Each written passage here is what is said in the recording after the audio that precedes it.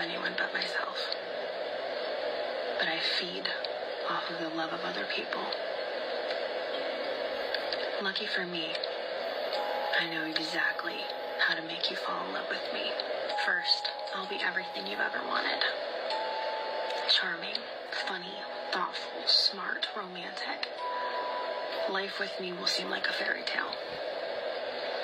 The first month, you'll be so swept off your feet. There'll be moments that your intuition picks up red flags, but I'm so used to explaining those away. You'll get over it quickly.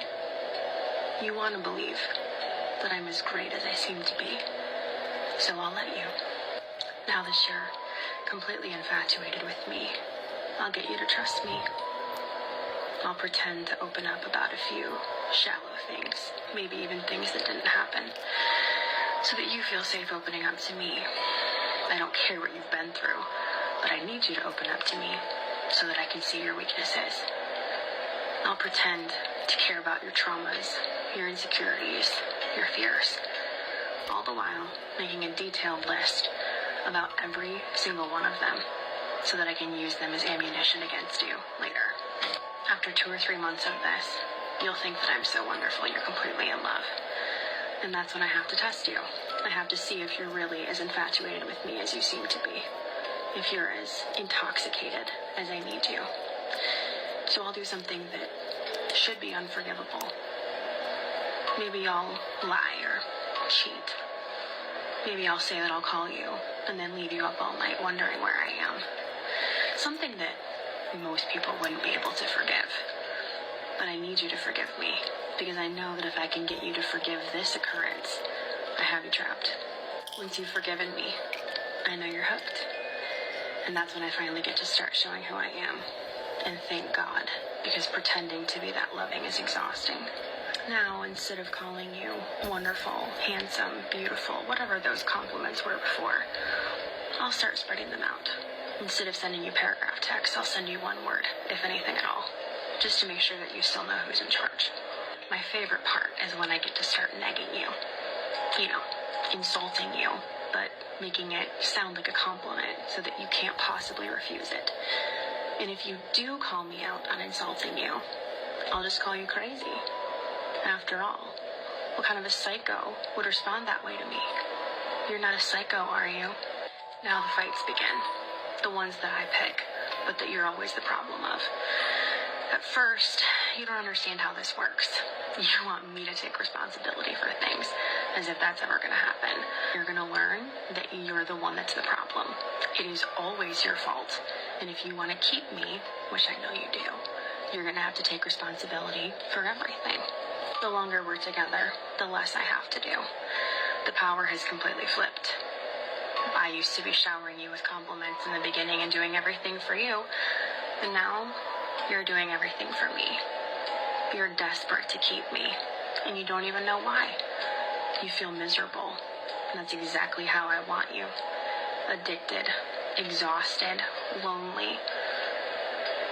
I need you weak, because when you're weak, you stay.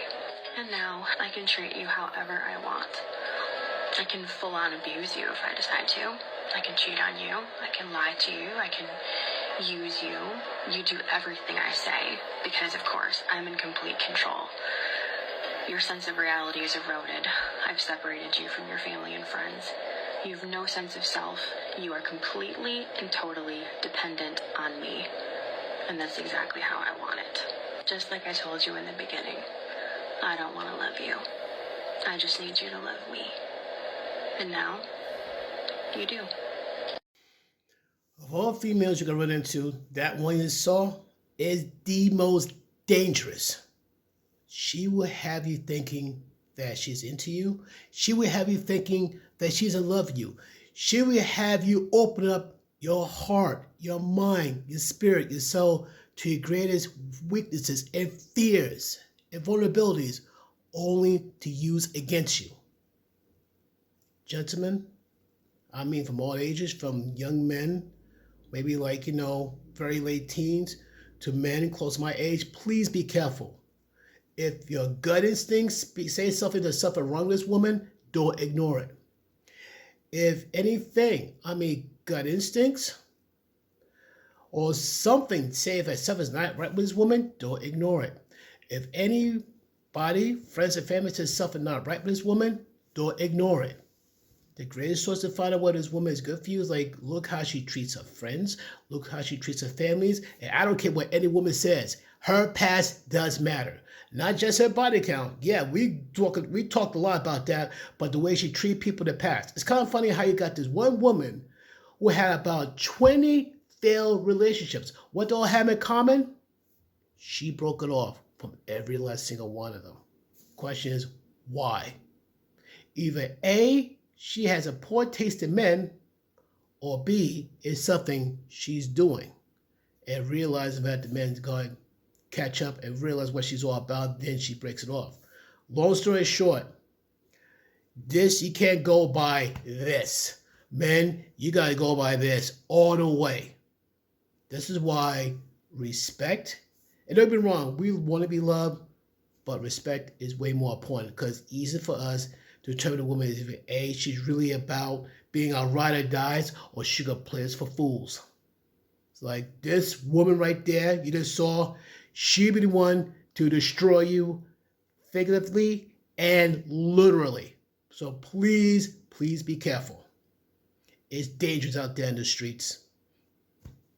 Peace and love.